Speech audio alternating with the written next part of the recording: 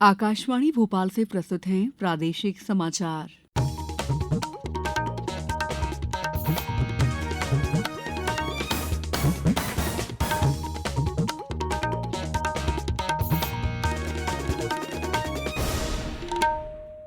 नमस्कार, समाचारों के साथ मैं दीपा सिंह।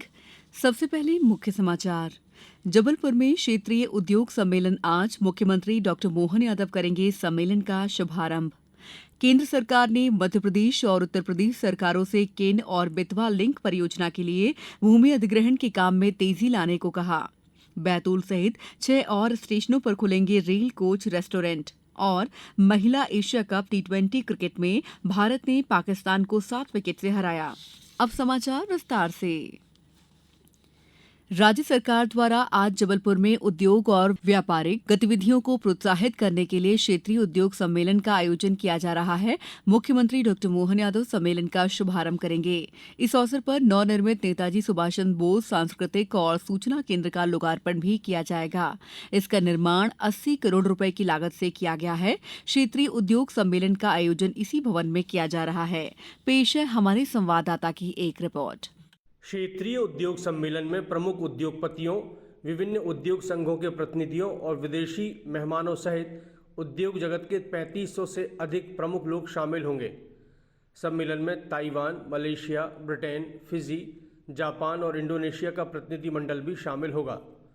मुख्यमंत्री डॉक्टर मोहन यादव 60 से अधिक इकाइयों का वर्चुअली उद्घाटन कर उद्योगपतियों से 1-to-1 चर्चा भी करेंगे। क्षेत्रीय उद्योग सम्मेलन में 5 क्षेत्रीय सत्र भी आयोजित किए जाएंगे। सम्मेलन में 300 से अधिक क्रेता विक्रेता बैठक और 1-to-1 चर्चाएं भी होंगी।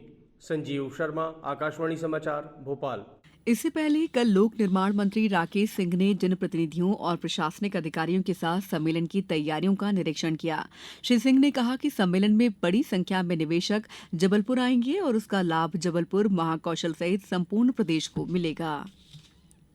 केंद्र सरकार ने मध्य प्रदेश और उत्तर प्रदेश सरकारों से केन और बेतवा लिंक परियोजना के लिए भूमि अधिग्रहण के काम में तेजी लाने और सभी लंबित विस्तृत परियोजना रिपोर्ट को तेजी से पूरा करने की अपील की है।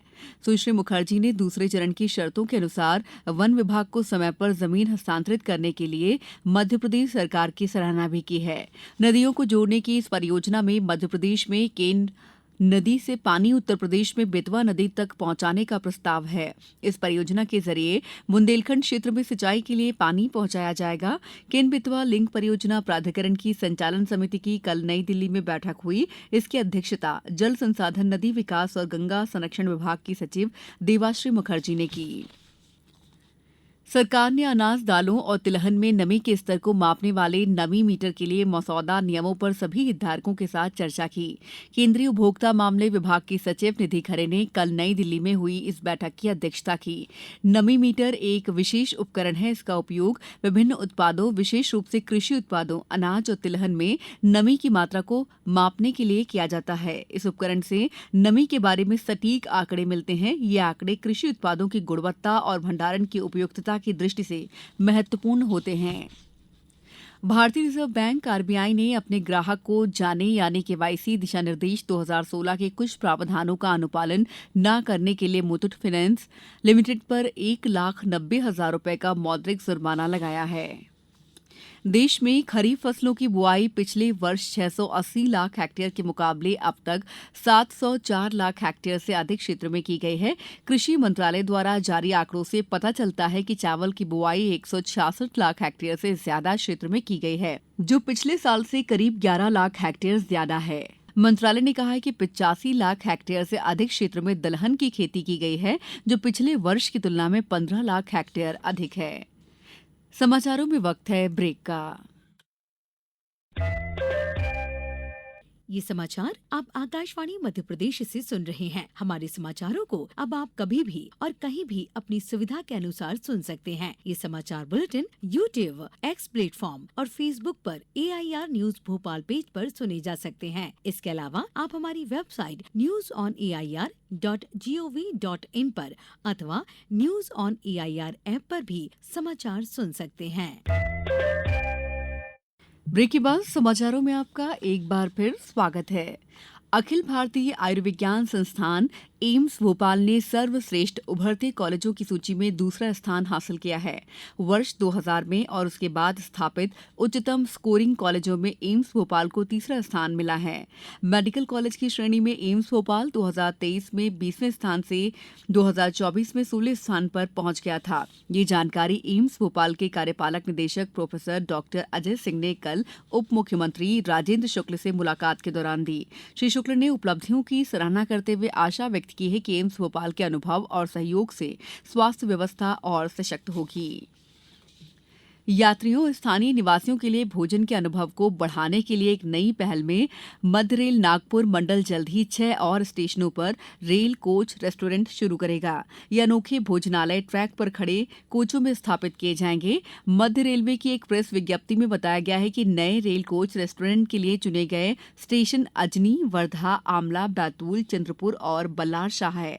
इन प्रतिष्ठानों के लिए अनुबंध ई नीलामी प्रक्रिया के माध्यम से दिए जाएंगे। रेल कोच रेस्टोरेंट को एक विशिष्ट रेल थीम वाले माहौल के साथ बढ़िया भोजन का अनुभव प्रदान करने के लिए डिजाइन किया गया है। इसमें 40 से अधिक लोग बैठ सकते हैं। ग्वालियर में एक पेड़ मां के नाम अभियान के तहत जिला पंचायत द्वारा अब तक लगभग 23,000 पौधे लगवाए जा चुके हैं। इनमें से विकासखंड मुरार में 3,550, घाटी गांव में 4,570, डबरा में 5,850 और विकासखंड भितरवार के अंतर्गत 8,960 पौधे रोपे गए हैं। जिला पंचायत परिसर में कल भी अधिकारी कर्मचारियों ने सामूहिक रूप से पौधे रोपे।